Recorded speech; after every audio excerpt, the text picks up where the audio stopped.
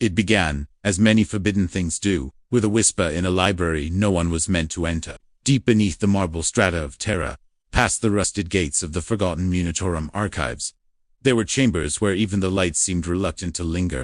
Ink had dried centuries ago on the parchment here, and the air carried the stillness of something that had waited too long to be read. It was here that archivist Halbrecht, of the Ordo Hereticus, found the file that would end his career, and perhaps his life.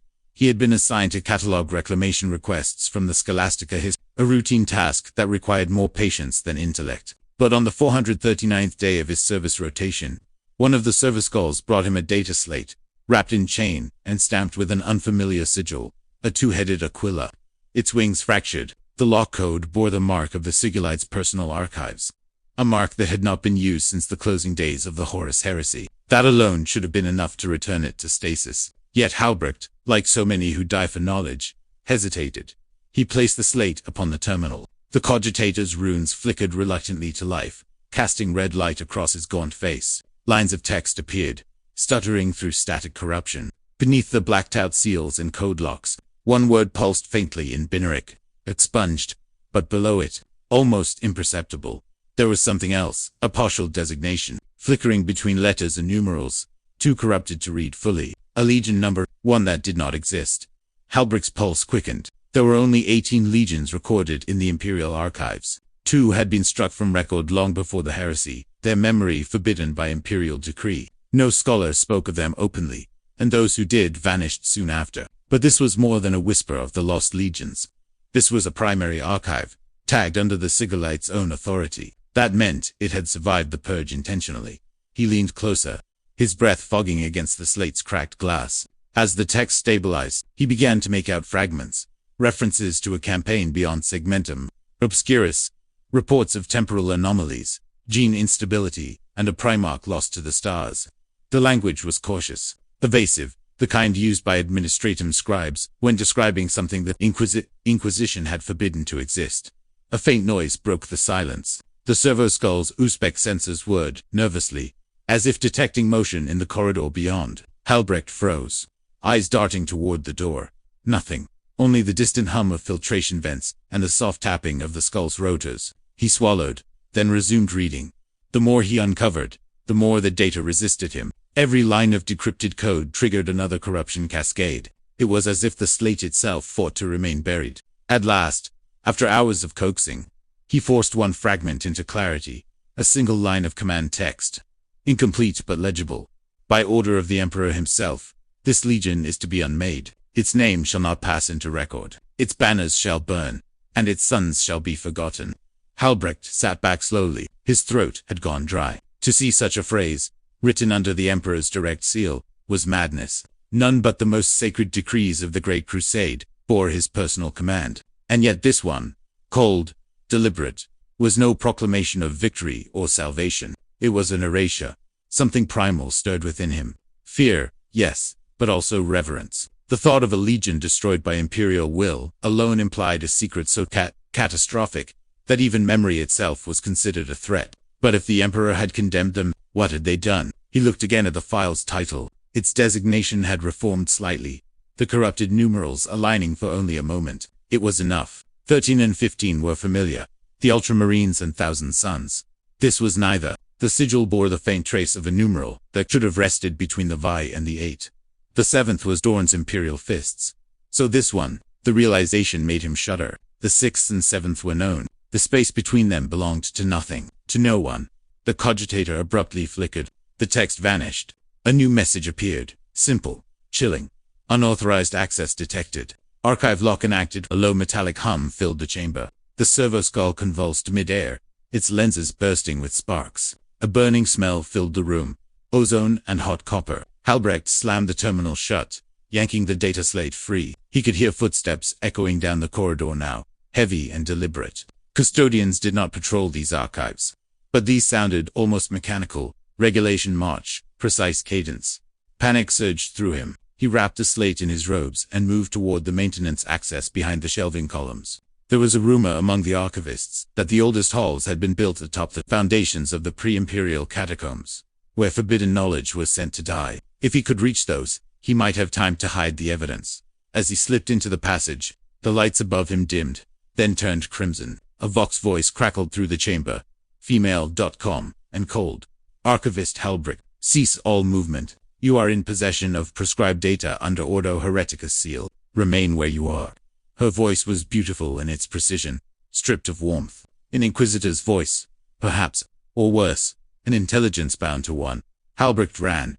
The corridor sloped downward, its walls narrowing into unlit stone. The scent of dust thickened. The glow from the slate's cracked screen painted the way ahead. His breath came in ragged bursts. He knew this was futile. You could not outrun the Imperium. But still, he ran because something in those words had struck deeper than fear. By order of the Emperor himself. Why would the Emperor, master of mankind, destroy one of his own legions? What threat could warrant not merely death, but erasure? The question burned in him, a heresy more potent than any he had ever encountered. When he finally stopped, he found himself in a chamber older than the Imperium itself. Broken columns surrounded a central plinth of black stone, etched with runes, worn down by time. On it lay the remnants of another slate, shattered, fused with corrosion. Yet, when Halbrecht placed his salvaged slate beside it, the two flickered in resonance. The data combined, bridging across millennia of silence. A face appeared, grainy, indistinct, half consumed by static. A warrior's profile, wearing armor without heraldry. The voice that followed was low, heavy with sorrow. We were never traitors. We obeyed until obedience meant annihilation. The image dissolved. The air grew colder. Halbrecht fell to his knees. For the first time in his life, he prayed not for deliverance, but for understanding. And far above, in the silent chambers of the Inquisition, red warning sigils began to glow. Halbrecht did not know how long he knelt there, only that the voice lingered in his mind long after the sound had faded. Its timbre carried something raw, something human, not the cold bombast of propaganda, but the weariness of a soldier who had seen too much. The phrase repeated itself in the hollow chambers of his thoughts. We were never traitors.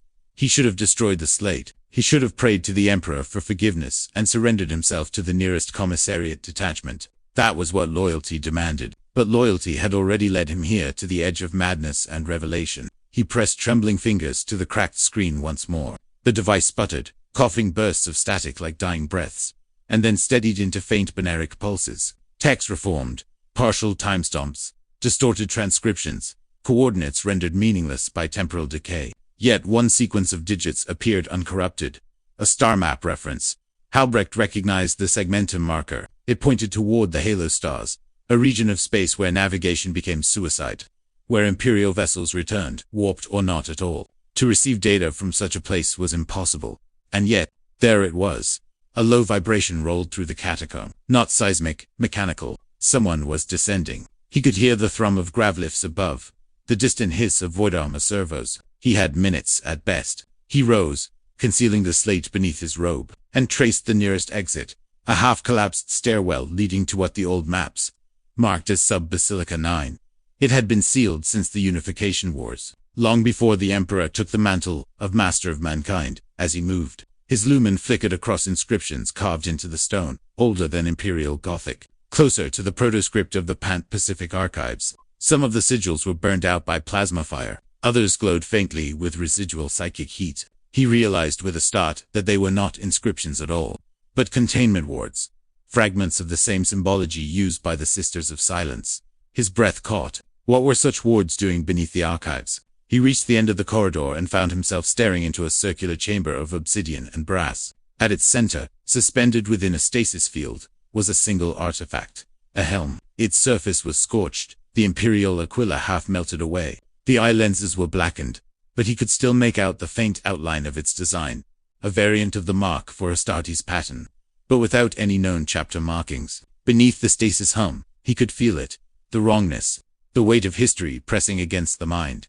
He stepped closer, unable to stop himself. The helm was connected to a dataline that vanished into the floor, pulsing with a rhythm too deliberate to be mechanical. The moment his shadow touched the stasis field, the hum shifted pitch. The air thickened. The slate in his robes activated on its own.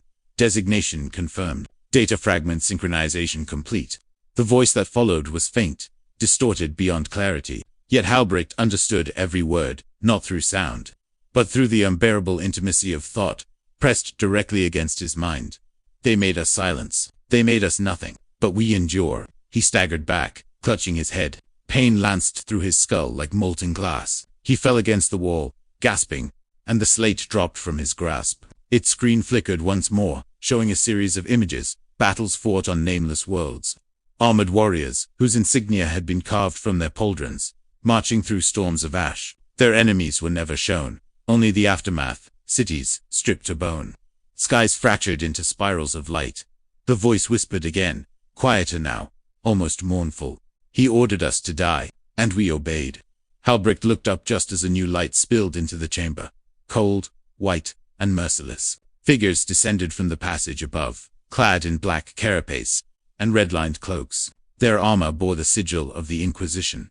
In the Emperor's name, a voice commanded, sharp and clear, "Step away from the relic."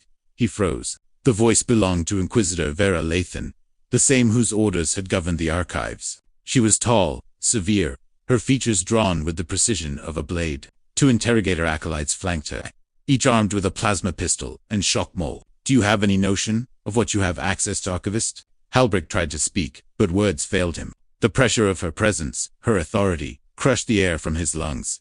It was already active when I found it," he managed, voice breaking. "I only meant to catalog it for verification."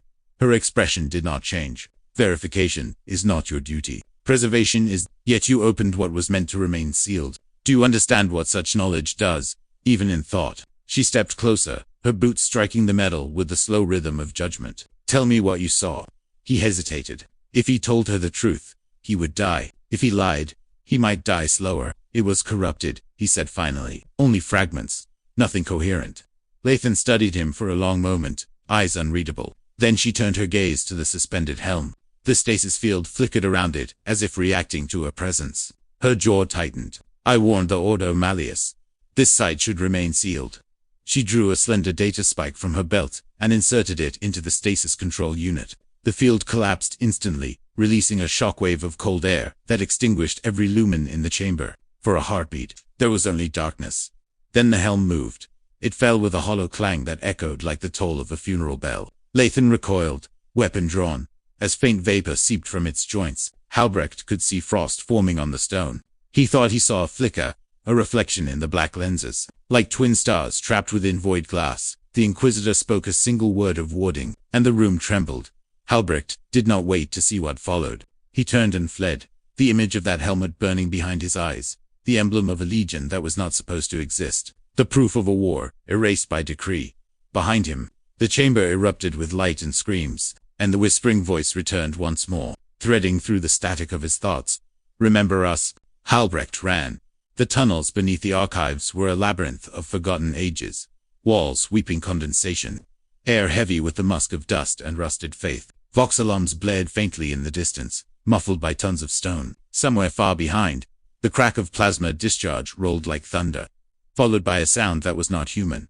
A low, resonant vibration that rattled bone and soul alike. He didn't look back. He couldn't. The data slate pulsed against his chest, warm through the folds of his robe, as if it had a heartbeat of its own. Each pulse carried an echo of the voice that had spoken to him. It was no longer words, but impressions, grief, fury, longing. He reached a service hatch, sealed with a rusted Aquila lock. His hands shook as he keyed in the override sequence, drawing upon protocols he had no right to possess. The lock hissed, ancient hydraulics groaning in protest, then released. A gust of stale air hit him, carrying the faint ozone tang of a power conduit that had not gone cold in millennia. The passage ahead sloped upward, toward the surface. He stumbled forward, boots splashing through stagnant water, his lumen flickering against mosaics depicting the Emperor's triumphs. The artistry was crude, the kind produced during the first days of the Imperium, when faith was raw, and the Emperor still walked among men. Yet, even here, some of the mosaics had been scorched clean, faces erased, banners left blank. It was as if history itself had been redacted. A whisper rippled through his mind. "We were the fire that burned too bright." He stopped, gasping for breath, pressing his palm to the wall for balance. His mind spun, images flashing unbidden, Astartes marching beneath banners of gold and storm blue, their armor unmarked by chapter or legion insignia, a battlefield wreathed in warplight, a voice screaming compliance. Before being drowned by static, he pressed on, forcing the visions away. The Inquisition would scour the archives within hours, perhaps less. Anyone linked to the unauthorized data relay would vanish into the oubliettes beneath the conclave. There would be no trial, no explanation, only silence. At the end of the passage, a maintenance platform opened into the underhive levels of Terra's equatorial sprawl. The part of the throne world no pilgrims saw, where the machinery of eternity devoured its own dead. He climbed through, squinting at the blinding glare of sodium lights strung between rusted support pillars. Thousands of workers toiled far below, servo skulls drifting through the haze, sparks raining from manufacturing. The noise was a living creature, the shriek of drills, the rumble of haulers, the chanting of laborers, reciting work prayers in unison. Halbrecht pulled the hood of his robe low and merged into the flow of humanity. He had no plan, no allies, no destination, only the coordinates on the slate, a set of numbers that pointed to the edge of Imperial space. A magrail line hissed nearby, its carriages loaded with containers bound for the upper strata. If he could reach the spaceport sectors, he could vanish among the off-world convoys. He moved quickly, weaving through crowds of servitors and adepts. The slate pulsed again, brighter this time, displaying a flickering sigil he did not recognize. A stylized sun devoured by a crescent shadow. Then a voice from behind him, cold, commanding, "Archivist Halbrecht." He froze. Slowly, he turned. Inquisitor Lathan stood less than 10 meters away, flanked by 2 armored custodians. Their auramite armor gleamed even in the grime of the hive's light. The sight alone was enough to make every nearby worker drop to their knees in reverence and terror. Lathan's expression was unreadable. "You've seen what no citizen of the Imperium was ever meant to see," she said softly. "You've touched what should have remained dust. Do you understand what you carry?" He glanced down at the slate. "I didn't ask for it," he whispered. "It found me." "That is not how the warp works," she replied. Her hand rested on the hilt of her power sword, but she did not draw it. "You are compromised, Halbrecht. You carry contamination of knowledge, not demonic, but heretical all the same. Surrender it, and I may grant you the Emperor's mercy." The crowd around them had gone utterly still. Even the machines seemed too quiet, as though the entire hive held its breath. Halbrecht took a step back. "If it's heresy to remember," he said, "then what was the purpose of all the archives? Why preserve anything at all?" Lathan's jaw tightened. "You mistake preservation for understanding. The Imperium remembers only what it must." He knew then that there would be no reasoning, no salvation. He took another step back, and the custodians moved faster than sight, their presence like the shifting of gravity itself. The slate flared. A wave of static surged through the air, shattering vox links and lumen lines. For an instant, the world became white noise. When vision returned, the custodians had halted mid-step, their armor crackling with arcs of blue lightning. Lathan's eyes widened in shock. Halbrecht felt the ground shift. Beneath his feet, a distortion like pressure at the edge of reality. The slate hummed, emitting a pulse that rippled outward, like a heartbeat felt through space itself. And then silence. The custodians collapsed, smoke rising from their armor. Lathan staggered, clutching her head, blood running from her nose. What did you do?" she rasped. "I didn't," Halbrecht whispered. "They did." The voice returned, not in his mind this time, but echoing faintly through the metal around them. "We remember." The slate dimmed. The power in the sector flickered and died, plunging everything into darkness. Halbrecht ran again, disappearing into the warren of tunnels, as alarms began to sound above and far beneath Terra. In the sealed chamber he had left behind, the stasis field that had once held the helm flickered once more, then went out completely. The shuttle rose through the polluted clouds of Terra, its hull groaning under the strain of ancient engines. Halbrecht sat in the dim passenger bay, surrounded by pilgrims and traders bound for Mars. No one spoke. The silence was broken only by the hum of the reactor and the faint rattle of a votive charm swinging from the ceiling. Outside the portholes, the planet's glow faded from gold to gray as they breached the upper atmosphere. Halbrecht stared into the void beyond, clutching the slate beneath his robes. Its surface was cold now, inert, a dead thing pretending to sleep. Yet every time his mind wandered, he could feel its presence stirring, like something listening from beneath frozen water. He had escaped the Inquisitor, but not her shadow. On Terra, nothing truly vanished. Vox orders would already have been transmitted, picked captures distributed to security nodes. His name burned into the Administratum's memory. There was nowhere safe left within the core worlds. When the shuttle docked at the Martian transfer ring, he slipped into the endless tide of red-robed Mechanicus adepts. Mars was alive with ritual, the clang of machine prayer, the endless chant of binary hymns to the Omnissiah. Every surface was layered with sigils and incense smoke, the air thick with electrostatic dust. Even here, Halbrecht felt small. A single mote adrift among billions. He found refuge in the outer sector's districts, long abandoned to obsolete data clusters and silent manufactorums. He had contacts here once, remnants of his research network, before it had been dismantled by decree. One of them, Magoza Ruthan, owed him a debt, and debts, in the Mechanicus, were sacred. He located a Ruthan in an auxiliary forge, buried beneath rusted pipes and half-dead cogitators. The Magos had replaced most of his flesh with metal.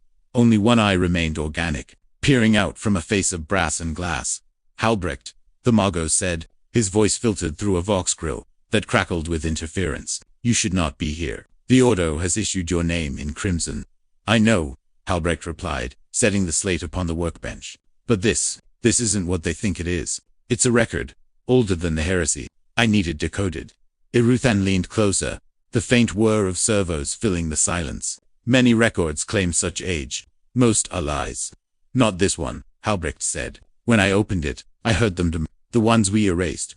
For a moment, even the forge's endless mechanical hum seemed to pause. "Iruthan's organic," I narrowed. "You speak of the forgotten." "I don't know what they were," Halbrecht admitted. "Only that the file bears a legionary crest, one I've never seen in any archive. Not even in the sealed vaults beneath the administratum." Iruthane's hands, a cluster of spindly mechadendrites tipped with tools and lenses, hovered over the slate. "There are things even Mars forgets by design," he murmured. "The Omnissiah does not sanction all memory. Some knowledge was cut from the machine spirit itself." He reached into the shadows and drew a data probe, plugging it into the slate's interface port. The lights dimmed. For a moment, there was nothing. And then, a low, pulsing tone filled the air, resonating through metal and bone alike. The holographic projector flared to life. A grainy image formed above the table. Rows of gene-seed vaults, labeled in runic script. Each bore the name of a legion. Ultramarines, lunar wolves, iron hands, salamanders. Then, 2 blank spaces, redacted by imperial decree. Iruthane whispered, as though afraid the walls might hear. "The 12th and the 2nd, expunged from all record." The slate pulsed again, lines of code cascading across the projection. Amid the flickering script, a phrase appeared in High Gothic. "We were the suns that returned to ash." Iruthane's servolimbs trembled. This cannot exist."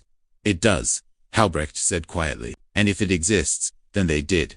Before the Magos could respond, the forge lights flickered. A harsh vox tone split the air. Security runes flared red across the walls.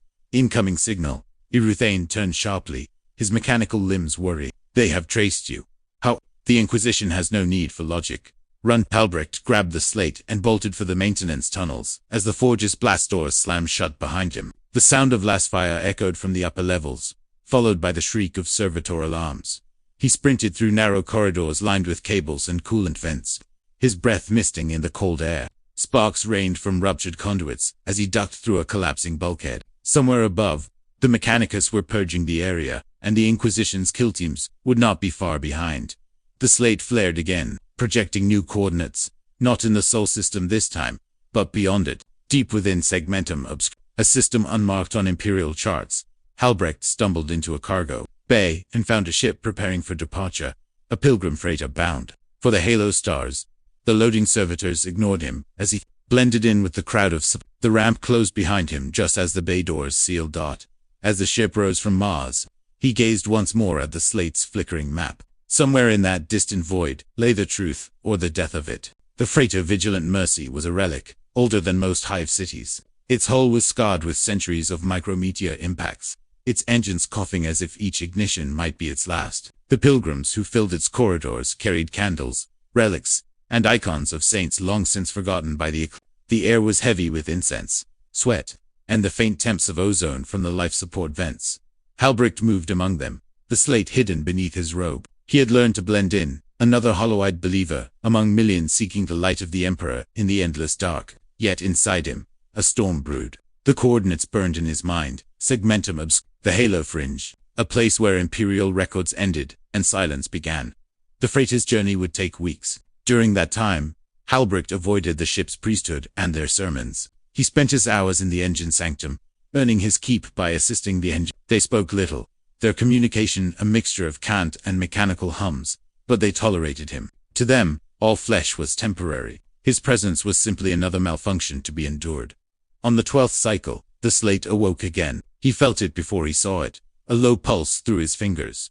A tremor in the air. When he withdrew it from his robe, faint symbols shimmered across its surface, bleeding through layers of dust and corruption. A faint voice followed, almost like static, but shaped into words. "You should not have come this far." Halbrecht froze. "Who speaks?" he whispered, glancing around the dark maintenance bay. A memory. A record that remembers its maker. The voice was ancient, distorted, male, but hollow, as if spoken from the other side of eternity. "What are you?" Halbrecht asked.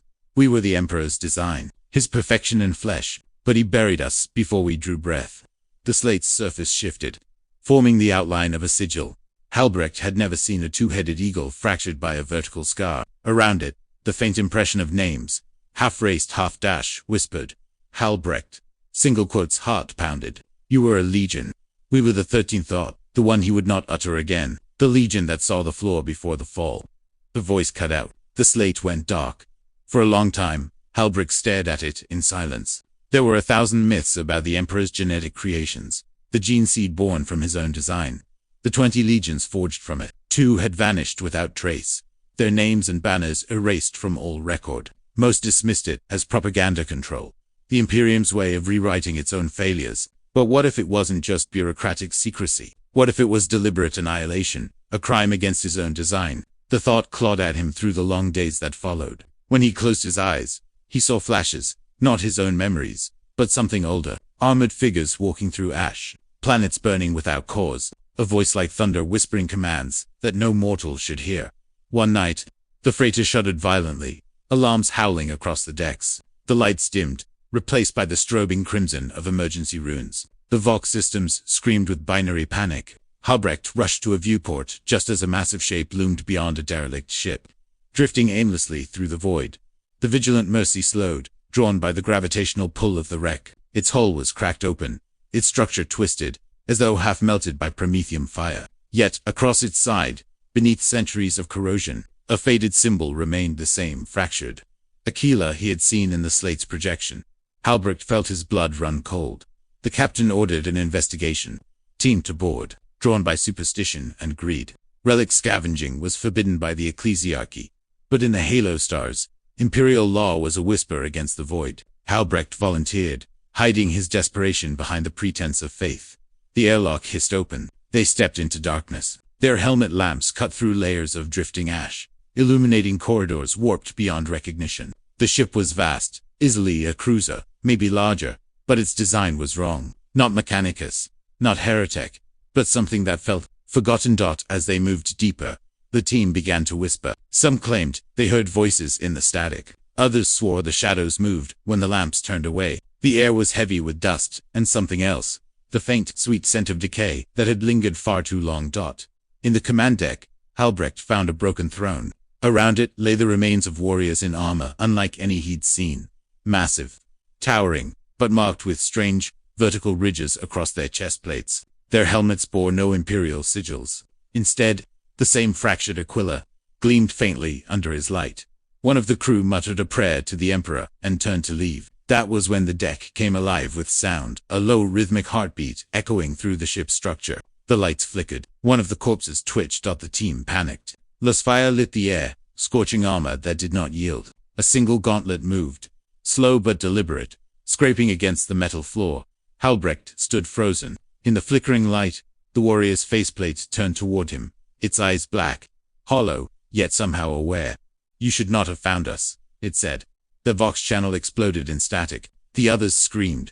Halbrecht grabbed the slate and ran. The echo of that voice chasing him down the corridor, calm, certain, and impossibly human.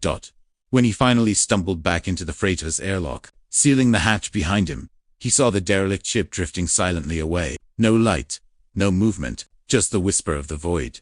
Yet deep within his robe, the slate pulsed again, once, twice, then settled into a steady heartbeat that matched his own. The vigilant Mercy sailed in silence for days after the derelict encounter. The crew avoided each other's eyes, their prayers growing longer and louder with each passing cycle. The ship's priest declared the Voitrek cursed a ghost vessel of those forsaken by the Emperor, and ordered the sanctification of every corridor. But no incense could mask the fear that clung to the hull. Something had followed them back. Halbrecht felt it before the others did. The hum of the engines seemed off, slower, as though something vast moved within their frequency. When he passed a shrine to the Emperor, the votive candles guttered out one by one as he approached. The Mechanicus adepts began whispering when he entered a room, their augurs flickering as if his presence corrupted their senses. He stopped sleeping. Whenever he closed his eyes, he saw that ship again, the fractured Aquila, the pale armor, the moment when the corpse had moved. Yet the worst part wasn't the memory. It was the certainty that he hadn't left it behind. On the 9th night, the slate reactivated. It didn't speak this time. It showed. The hologram flared to life, projecting a landscape of ruin, a planet burning under the light of twin suns, vast cities reduced to glass, oceans boiling into vapor. Across the horizon marched an army in perfect formation, warriors clad in white and gray, their armor adorned with vertical ridges, like those he'd seen on the derelict. They bore no banners, no sigils, only silence. And at their head walked a figure unlike any he had ever seen. A Primarch, tall and radiant, his armor etched with imperial symbology, older than the heresy itself. His face was half-shadowed, but his eyes shone with something terrible. Comprehension. The vision shifted. The Primarch stood before the Emperor himself, in the golden halls of the Imperial Palace. His voice echoed through the chamber, though the slate translated only fragments. Father, you forged us to serve truth, yet you demand obedience to falsehood. You command unity through silence. If this is loyalty, then I am guilty of treason. The Emperor's reply was never heard. The recording fractured, the image collapsing into static dot. Then came another voice, softer, weary, not from the slate, but from within Halbrich's mind. He asked questions no one dared to ask. He sought perfection beyond his design. Who are you? Halbrich whispered, clutching the slate. A memory of those who were erased. A fragment of the legion once known as the Praetorians of Truth. The name cut through him like a blade. There was no such legion in the records, because he made sure there never would be. The voice grew fainter, like an echo slipping through a dying machine. We saw too much. We understood too deeply. When the Great Crusade began, a Primarch questioned why the Emperor called it a crusade at all. Why we brought light only by extinguishing others. We refused to burn what could still be reasoned with. For that sin, we were silenced. Our homeworld destroyed. Our gene seed declared corrupt. Even our names, forbidden from mortal tongues. The lights flickered. Halbrich felt a vibration beneath his feet, not from the ship's systems, but something deeper, resonating with the slate's pulse. Why show me this? He asked. Because the truth demands a witness, and because something has begun to awaken. Suddenly, alarms blared through the ship. The Vox systems crackled with incoherent screams. Pilgrims ran through the corridors, clutching relics and children alike. Through the viewport, Halbrich saw a rift open in the void, a swirl of unnatural light, devouring the stars. The warp. But it wasn't random. It had shape a spiral, marked by that same fractured Aquila. The vigilant Mercy was caught in its pull. The ship groaned as its hull strained against the gravity well. The Enginseers chanted binary prayers. The priests screamed invocations. And still, the rift grew larger. Halbrich clutched the slate, and it pulsed harder, faster, until its voice filled his mind again. We are not gone. We wait where the Emperor cannot see. Beyond his light, beyond his control. A blinding flash consumed everything. When Halbrich woke, there was no light, no sound, only the faint hum of air recirculation, and the slow drip of coolant from a ruptured pipe. The ship was dead. He stumbled through the darkened corridors, calling out, but no one answered. The shrines had melted into slag, the icons blackened, and in the central hall, scrawled across the floor in ash, he found a single line, written by no human hand. The truth returns through silence. The slate pulsed once more, and this time, it projected a new set of coordinates. Not in any imperial chart, not even within mapped space. It was a system lost beyond the Astronomican's reach, where light itself refused to go. Halbrich stared into the holographic map, his reflection pale and flickering in its glow. He knew where it led. The homeworld of the Forgotten Legion, the place the Emperor himself had condemned. The coordinates led to a place that should not have been there, a void in every imperial chart. A blank expanse beyond the Astronomican's light. To reach it, Halbrich had to trust a machine born of heresy, and a voice that claimed to be memory itself. Yet something inside him, something ancient and unspoken, urged him onward.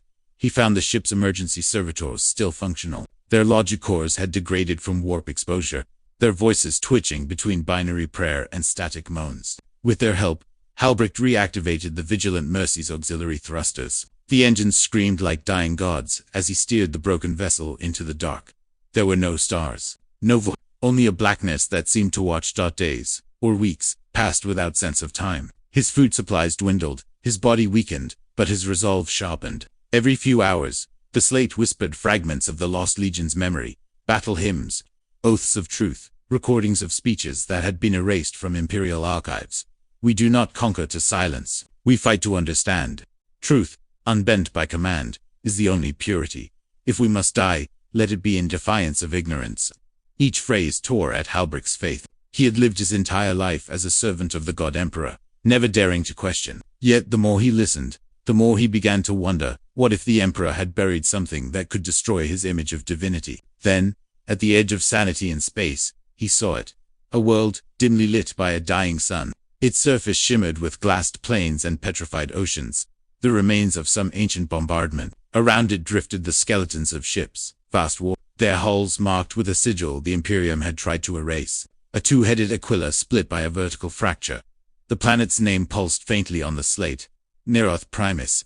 He descended through turbulent skies thick with ash. Lightning crawled across clouds that hadn't seen sunlight in 10,000 years. The ship landed amid the ruins of a fortress that defied comprehension. Vast stone citadels fused with living metal, their walls inscribed with words in High Gothic and something older, stranger. He stepped out into silence. The air was thin but breathable. Statues lined the courtyard, warriors in ornate armor, their faces eroded by time. Some bore wings, others broken halos. Each carried an inscription at its base. To seek truth is the highest form of loyalty. Halbrich's breath fogged in the cold air. "Who were you?" he whispered. The slate answered in its soft, machine-like tone. "We were the 10th Legion, the Praetorians of Truth. Our Primarch Seraphius sought to perfect reason within faith. He wished to purge corruption, not with fire, but with understanding." The name struck him like thunder. Seraphius. No such Primarch existed in Imperial record. There were only 9 loyal and 9 traitor legions recognized, 20 total. But if the Praetorians had existed, it meant there had been 21. Why was he erased? Halbrich asked. The voice replied, slower this time, almost human. Because he discovered what the Emperor truly was. Before Halbrich could question further, the ground trembled. A deep metallic echo rolled through the ruins, and one of the great statues, taller than a titan, began to move. Dust cascaded from its joints as its eyes flared with golden light. It was not a statue at all. It was armor, ancient, powered, and waiting. The Warden of Seraphius, the slate whispered. He was left behind to guard what must never be found. The colossal figure turned its gaze upon Hal. Its voice boomed like thunder through the dead city. "You bear the mark of the Imperium. You are not of the Legion." "I came seeking truth," Halbrecht said, trembling but defiant. "Truth is not given. It is survived." The Warden's eyes dimmed for a moment, as if considering. Then, slowly, it raised one massive hand and pointed toward the central spire of the fortress, a tower that pierced the clouds like a needle of obsidian. Within lies what he left behind, the memory the Emperor forbade. "Go, if you dare face what your kind calls God."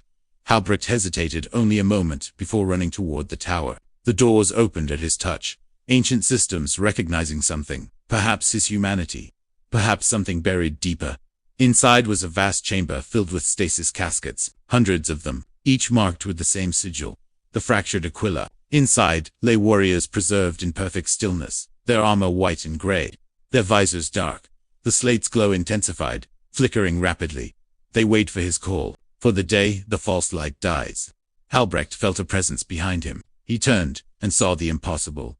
A figure stood at the far end of the chamber, tall and broad-shouldered, its features hidden beneath a hood of gray. Its armor bore the sigil of the erased legion, and when it spoke, the air itself seemed to bow. "You have come far, child of silence."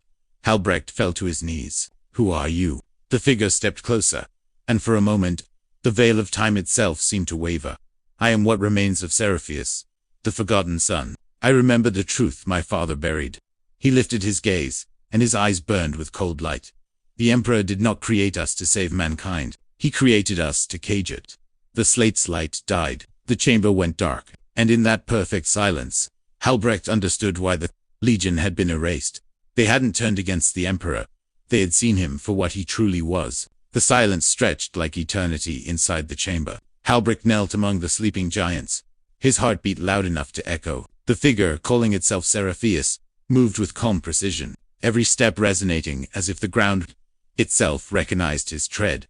The air shimmered faintly around him, not the warp's corruption, but something older, something almost divine yet deeply human. His armor was worn smooth with time, inscribed with oaths that had outlived empires. The fractured aquila gleamed faintly across his chestplate, pulsing with light that seemed to come from within. "You have seen what your Imperium became," Seraphius said, his voice soft but vast. "A cathedral of blind obedience, built atop a corpse that cannot die." Halbrecht could barely form words. "The Emperor is alive. His light still guides us." Seraphius regarded him with a sorrow that cut deeper than any hatred. "Alive," he repeated. "That word has little meaning now. His flesh endures, yes, but only because he is trapped within the very machine he sought to master. The throne was not meant to sustain him. It was meant to contain him." Halbrecht's breath caught. The words clashed violently with everything he had ever been taught. Contain ... him. Seraphius walked past the frozen legionaries, fingers brushing one of their sarcophagi. "My brothers and I learned truths no man should." The Emperor's mind was vast, infinite, yet fractured. He was not one soul but many, bound by purpose, shaped by need. When he forged us, he sought to purge from himself what he no longer wished to be. He turned back to Halbrecht. "Do you understand what that means? Son of the Imperium, we, his sons, were not merely creations. We were exorcisms." The words struck like a blade through the heart. Halbrecht's mind reeled. The Great Crusade, the heresy, the endless wars, all the Emperor's grand design, suddenly took on a new and terrible shape. Each Primarch, not just a general or symbol, but a fragment cast away from a god's divided soul. Seraphius's voice grew quieter. "I was the last to be found, and in me, he saw something that frightened him. The capacity to question." A low hum began to fill the chamber. The stasis caskets flickered faintly, responding to Seraphius's presence. "When I spoke the truth, that his perfection was built upon suppression, he condemned me. My legion was cast into the warp, not destroyed. Hidden, our memories stripped from every archive. Because truth is the only heresy the Imperium cannot forgive." Halbrecht's mind burned with questions. "If what you say is true, then why tell me? Why now?" Seraphius turned his gaze upward, to the cracked ceiling where the faint light of the dying sun struggled to reach them. "Because his strength fades. The chains that hold him weaken, and when he breaks free, the galaxy will not see salvation. It will see what he once was before he became the Emperor." The chamber trembled. Dust fell from the vaults above. Halbrecht's vox crackled with static. Somewhere in orbit, the vigilant Mercy's systems were awakening on their own. "He is reaching out," Seraphius said. "Even from Terra, his consciousness seeks to erase what remains of me. You too are marked now. You carry the memory he tried to erase." Halbrecht gripped the slate, but it was no longer inert metal. It pulsed in his hand, its surface rippling with symbols that moved like living things. The data within was rewriting itself, fusing with his own biosignature. "What's happening?" he gasped. "You are becoming the vessel," Seraphius replied. "The Imperium must one day remember, and memory must find a host." Halbrecht staggered back. "No, I am just a man." Seraphius's eyes flared with pale fire. So was he. Once the sound that followed was unlike any storm Halbrecht had ever known. 1,000 whispers all at once. Voices from across the warp. The echoes of prayers and screams, merging into one colossal will. The Emperor's shadow fell across the chamber, unseen but undeniable. "You would defy me again." The voice was everywhere in the stone, the air, the blood. It was the Emperor's, but deeper, heavier, threaded with pain. Seraphius stood tall. "I would remind you, Father, that divinity built upon silence is tyranny. You speak as though you understand mercy," the voice thundered, "yet your truth bred rebellion. You would tear apart the order I forged." Seraphius raised his head. "Order without understanding is rot. You caged yourself within the throne to keep the lie alive, but it cannot last. Mankind will awaken." The shadows convulsed. Halbrecht screamed as the slate seared his palm. Visions flooded his mind, terror burning, the golden throne cracking, 1,000 suns flickering out. He saw the Astronomicon falter, its light dying, and something vast stirring behind it. Then, silence. Seraphius knelt beside him. The fury had passed. "You have seen the truth," he whispered. "You cannot unsee it." Halbrecht's voice trembled. "What do I do?" "Live," said Seraphius. "Remember, when the time comes, speak. The Emperor will not die until his children learn to question." The Primarch began to fade, his form dissolving into motes of light that drifted upward like dust in a sunbeam. "Tell them," he said as he vanished, "that we were not traitors. We were witnesses." Halbrecht collapsed. The chamber went dark. Only the slate remained, glowing faintly in his hand. Its surface now bore new words, words that were not written by any mortal hand. The throne is not his tomb, it is his prison. Outside, the dying sun flared once, bright as judgment, then went out. The first sound Albrecht heard was the screaming of metal. The vigilant Mercy was not supposed to move. Its reactors had been cold for centuries. Yet the ship stirred as though possessed. The deck trembled under his boots. Faint gravity flickers, pulling him forward and back in waves. The glow of the slate pulsed in time with the beating of his heart, dragging him toward the hangar bay, as though guided by some invisible hand.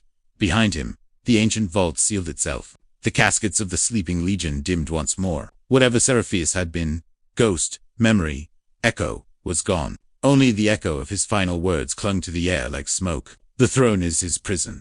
Albrecht stumbled through corridors, half lit by sputtering lumen strips. The air tasted of rust and ozone. He passed shattered icons of the Aquila, their twin heads corroded into hollow sockets. Somewhere deep within the ship, servitors moaned from forgotten chambers, half mad from endless centuries of self-repair and decay. He felt it before he heard it. A pressure, vast and relentless, building at the edge of thought. The Emperor's presence. It pressed down upon his soul like a mountain, immeasurable and suffocating. There was no warmth in it, no mercy, only command. Silence. Child. The voice reverberated through him. Blood ran from his nose. Every instinct screamed to obey. Yet Seraphius's words had planted a seed too deep to uproot. Order without understanding is rot. He ran. Each step was agony as the pressure grew. His memories blurred, faces, moments, entire years slipping through his grasp. The Emperor was stripping his mind clean, erasing the infection of forbidden truth. But the slate resisted. The glyphs upon it burned bright, searing lines of light across the floor. The Emperor's will struck against it like lightning, and for a heartbeat Albrecht saw the impossible. Two forces locked in psychic war, the will of a god, and the echo of the one who had defied him. Reality twisted. The corridor melted into a storm of gold and shadow. In one blink, Albrecht stood upon the bridge of the ship. In the next, he was falling through a cathedral of light, surrounded by thousands of kneeling forms, custodies, saints, warriors of forgotten legions. Their eyes were hollow, their mouths moving in voiceless prayer. He stumbled back into flesh. The hangar bay loomed before him, its massive blast doors half open to the void. Through the fracture, he could see the black horizon of the dead system, the last remnants of its sun collapsing into cold ash. Helm controlled, he shouted into the Vox. Reactivate the thrusters. Only static answered. Then a voice, faint but real. Lieutenant Albrecht, Emperor's Mercy. Is that you? It was Ensign Rallin, one of the deck officers he had left in orbit. Yes, I'm alive. Get me extraction. Sir, you need to hurry. There's something out here. The line broke. The hangar lights flickered violently, and then, through the open doors, Albrecht saw it, a shape forming in the dark. Not a ship, not even a living thing. A shadow, vast and infinite, taking form within the emptiness, the shape of a face, ancient and merciless, carved from light and absence, the Emperor's psychic projection. It was not the benevolent god of imperial faith. It was the architect, the being Seraphius had called fractured, a mind of countless voices, bound by control, obsessed with silence. You carry corruption. The words were thought and thunder together. Albrecht screamed as the air turned molten. His skin blistered, his veins burned with golden light. He raised the slate, though he did not know why. Instinct, perhaps, or the last flicker of defiance, left to a dying man. The relic responded, flaring like a miniature sun. Truth cannot be destroyed. Seraphius's voice whispered through it. Only forgotten. The Emperor's presence recoiled. Just slightly. Albrecht ran, leaping into the cockpit of an old shuttle. The controls were half fused with dust and decay, but the slate connected to the interface through the data jack, rewriting the system in seconds. The engines howled to life, ancient turbines coughing fire. You will not escape me. The thrones will surge again. The vigilant Mercy itself turned against him. Walls shifted, machinery convulsed, bulkheads twisted into living metal. The ship became a labyrinth. The Emperor's mind made manifest. Albrecht slammed the throttle forward. The shuttle tore from the bay, just as the vigilant Mercy exploded behind him.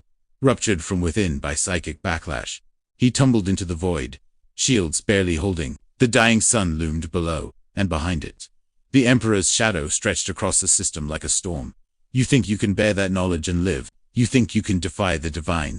Albrecht's reply was a whisper lost in static. If the divine fears truth, then it is not divine.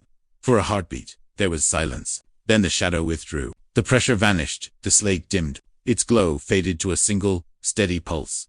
Rowland's voice crackled through the vox again, distant but clear. "Lieutenant, we have your beacon. Hang on, we're coming for you." Halbrecht slumped back in the seat, vision blurring. The warp shimmered faintly beyond the viewport, unstable, shifting, hungry dot, and deep within that endless darkness, something stirred, not the Emperor, nor his enemies, but something older, something that remembered when gods were still men. He closed his eyes. For the first time in his life, he did not pray. He simply listened to the silence between the stars, and somewhere within it, he heard Seraphius's final words echo once more.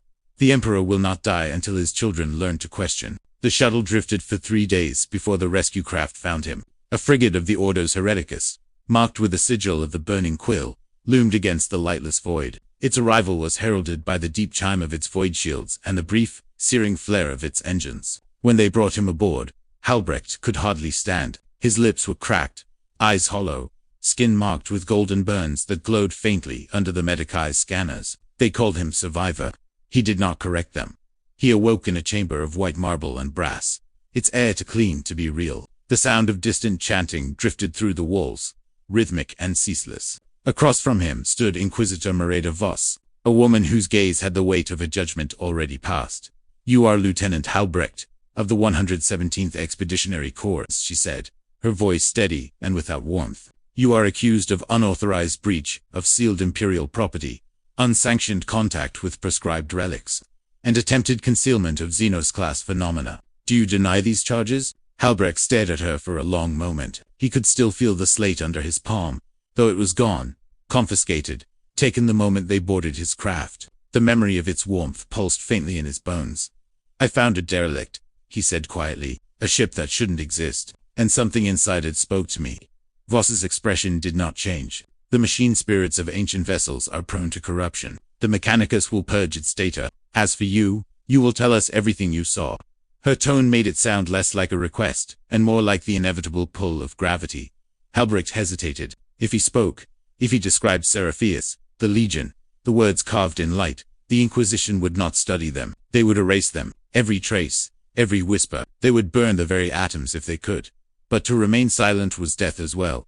There was a vault, he began slowly. Within it, something human, or what was once human. He called himself Seraphius.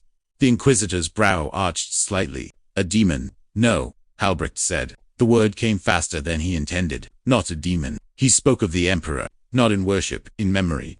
That earned a flicker of reaction. Voss studied him, fingers steepled, as if measuring the weight of her next breath. "Continue." "He said the throne is not salvation," Halbrecht whispered. "He said it's a prison." The silence that followed was unbearable.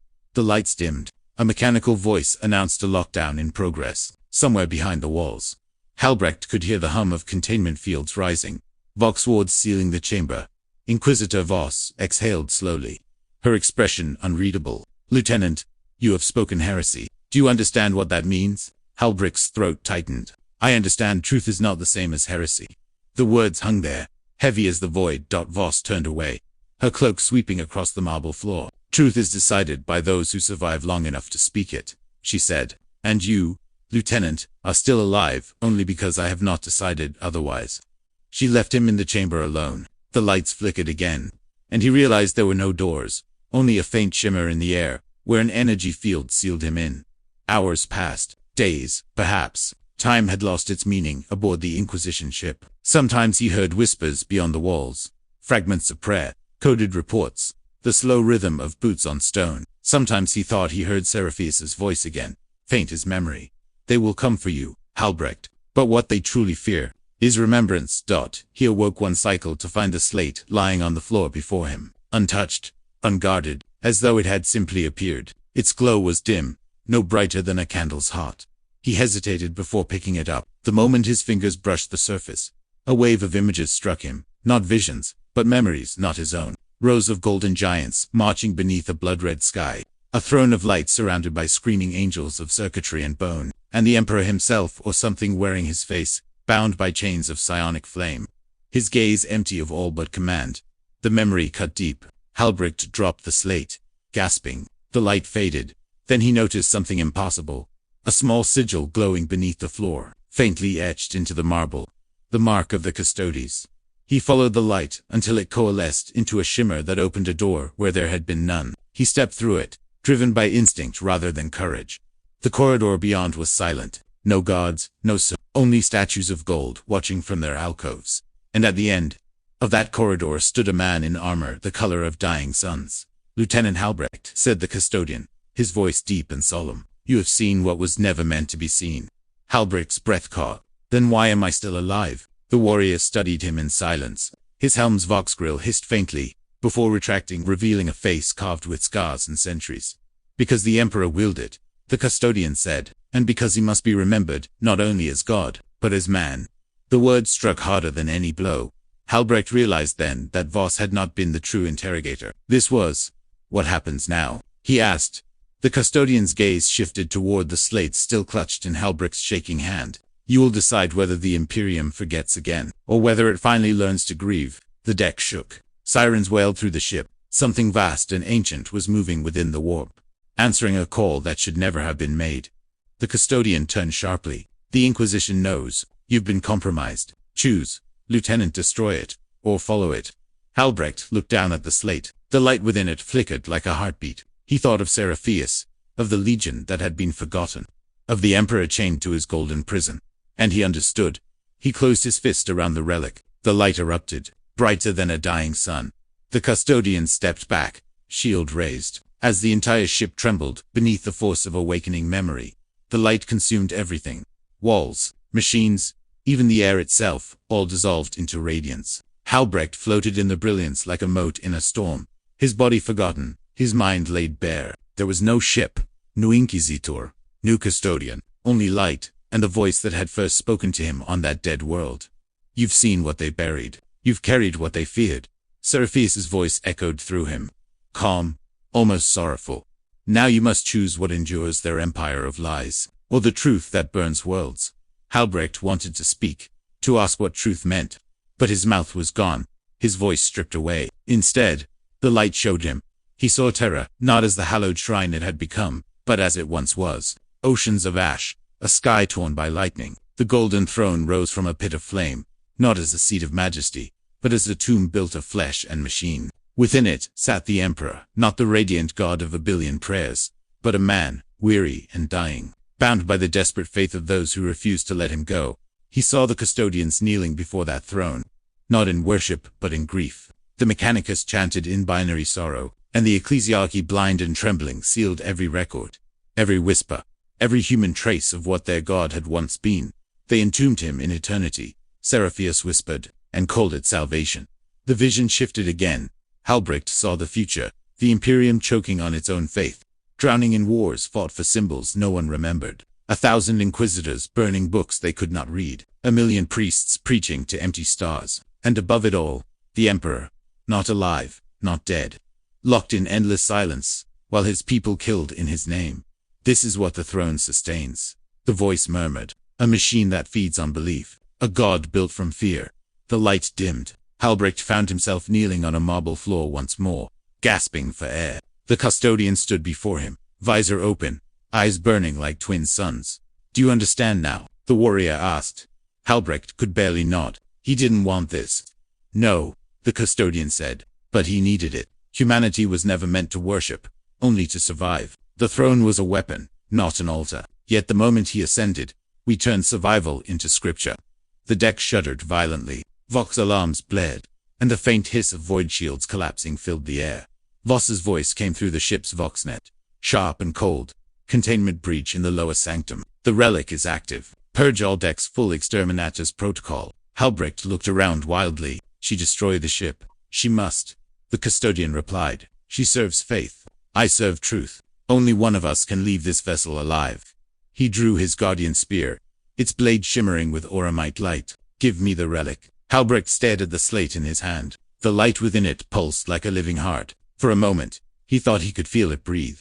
"What happens if I refuse?" The custodian's expression hardened. "Then I will kill you, and the Inquisition will erase even your ashes.